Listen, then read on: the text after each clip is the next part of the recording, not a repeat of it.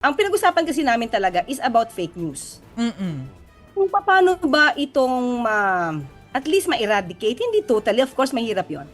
At least on my part, paano ako makakatulong to eradicate fake news na nakakasira sa gobyerno. Hindi lang sa gobyerno sa iba pang mga tao, sa ibang mga politiko na maganda naman yung ginagawa pero sinisira ng fake news. So, isa yun sa mga napag-usapan namin. Meron na po ba kayong mga exact changes na naisip kung paano po ninyo combat yung fake news, pati yung gusto nyong yung gobyerno, iparating talaga yung gobyerno para sa tao, di ba? Meron po ba tayong mga exact changes na aasahan na po? As of now, kasi pangalawang araw ko pa lang to, pero yung mga plano na talaga. Sabi ko nga, umpisa pa lang nung araw kailangan na nating ipaalam sa taong bayan, ano ba at sino ba ang maaaring nagsasabi ng fake news. So, sinabi natin ito, hindi lang sa pamamagitan lang ng bibig at laway. Meron tayong pruweba ng mga sinabi ko. So, that's the point. Diba? Kailangan kasi na maipaliwanag sa mga tao na may mga taong hindi nagsasabi ng totoo kung hindi ang purpose lang ay manira. At ito ay masisira, nakakasira sa diskarte ng isang tao na maaaring maniwala sa fake news na pinagsasabi nila. Ma'am, aren't you concerned na sabi niyo po kasi first time ninyong nagkausap ni PBBM last week. Yun po kasing mga experience namin during yung mga previous administrations, kapag hindi sila personal na malapit dun sa Pangulo, yung tagapagsalita, for example, nagkakaroon po ng konting problems or challenge pagdating sa communication. I remember during the time of former President Duterte, nagkaroon po ng problema nung si Attorney Harry Roque yung spokesperson kasi syempre mas malapit si Sap Bongo. So mas alam ni Sap Bongo yung nangyayari during that time over Secretary Roque. Hindi po ba ito isa sa mga concerns ninyo as press officer now? Hindi, kasi bago po ako magsalita, aalamin ko muna kung ano yung ang reaksyon ng Pangulo sa bawat issue. At yun naman itatatakil natin kapag may press briefing. So lahat ng sasabihin ko dito, manggagaling muna sa kanila. Nakikita ko po under sa pangalan nyo ngayon sa aming monitor, no, ay Palace Press Officer. Anong pong pinagkaiba nito sa spokesperson po? Maliban sa pangalan at spelling, maaari kong sabihin, the President will definitely be speaking for himself. Kasi sabi ko nga ay kay Miss Maricel doon sa press briefing natin.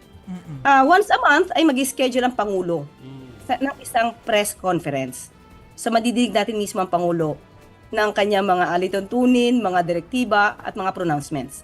At kung may mga pagkakataon na hindi na itanong ng media, may mga mahalagang questions na maaaring hindi na-tackle during the press conference.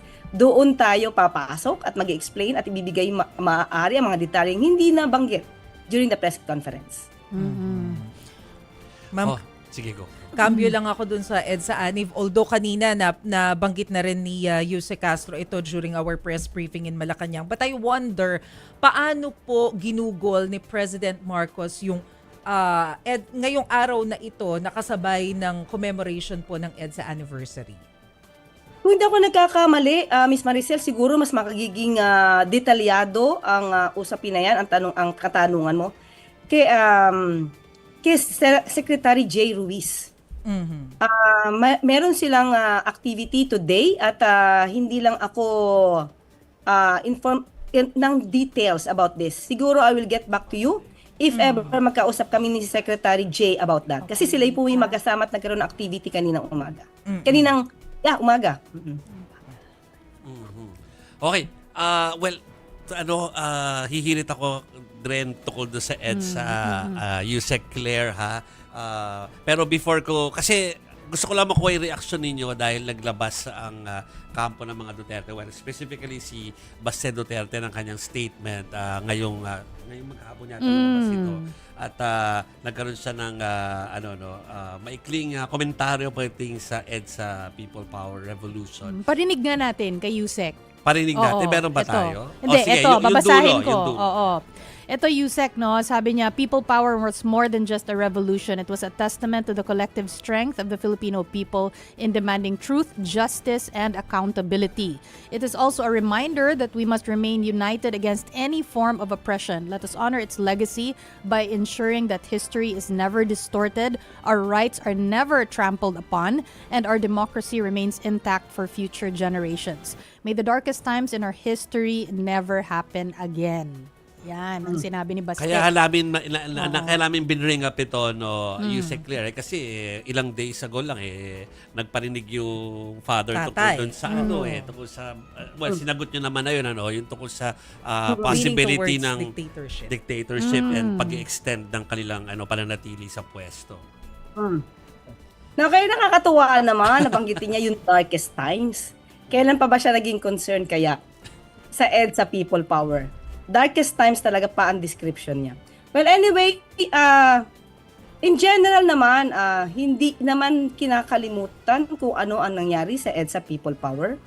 Walang nagbabawal, walang humahadlang, kanino man, patungkol sa pag-aalala, pag-commemorate, pag-celebrate ng EDSA People Power. Nakita ko nga dyan sa news nyo. Itong si Mayor ng Quezon City, Joy Belmonte, hindi ba't kasama siya sa pag-celebrate? May nagbawal ba? Walang pagbabawal dito. Kaya imposible ang sinasabing maaaring ito ba ang paraan ng Pangulo para mabura ang memories about the EDSA People Power. Walang ganon. Well, maganda ang kanyang sinabi. I hope maganda ang pagkakasulat ng kanyang writer. Pero last year ba, nagsagawa rin siya ng ganyang comment? Bakit ngayon itinataon? Dahil ba mayroon silang pagbibintang that the president is gearing towards dictatorship at maaaring magdeklara ng martial law? Very timely naman po yata. Yun ang naging hamon nyo sa kanila nung huli, di ba? Nung sinagot nyo yung kanilang paratang na ito, na magpakita ng pruweba. So, Yes. hanggang ngayon na yan ang hamon ninyo sa kanila. At tandaan natin, sana mas magbukas ang isip nila kung sino ba ang mas umakto na diktador. Ang Pangulong Duterte ba nung panahon ng 6 na taon na siya ay namuno? O si PBBM o ang Pangulo ngayon na halos 3 taon pa lamang na nagiging presidente? Ano ba ang mga kinilos dati ng Pangulong Duterte? May mga signs siya ipinakita sa ibang mga articles, sa mga news articles, na ang mga signs ng pagiging diktator ay kay Pangulong Duterte. Ano po yung top of mind na iisip po ninyo ngayon? Kasi mamaya yung mga nakikinig sa atin na supporters, no, ng Duterte camp, sabihin na ikaw magpakita ka rin ng ebidensya sa mga sinasabi mo. Nako, baka po kulang ang oras natin kapag tayo ay nagsabi. Ulitin, okay, sabihin lang po natin. Hindi pa po ba siya ay ninanais niya, may mga action siya na pagba-violate ng Constitution, mga provisions ng Constitution, like, for example, hindi ba't hinamon niya mga Pilipino, encourage niya mga Pilipino na huwag magbayad ng tax hanggat hindi nagbibigay ng detalye ang Kongreso ng kanilang mga ginastos? Tama po ba yon? Pangalawa, hindi ba't binalak niya na ihiwalay ang Mindanao sa Pilipinas at inuutusan pa niya ang dating Congressman Alvarez na mag-ipon ng signatures para sa kanyang advokasya? Tama po ba yon? May mga pagkakataon po, siya mismo ang nagtotolerate ng violence. Inamin naman niya na siya ay killer.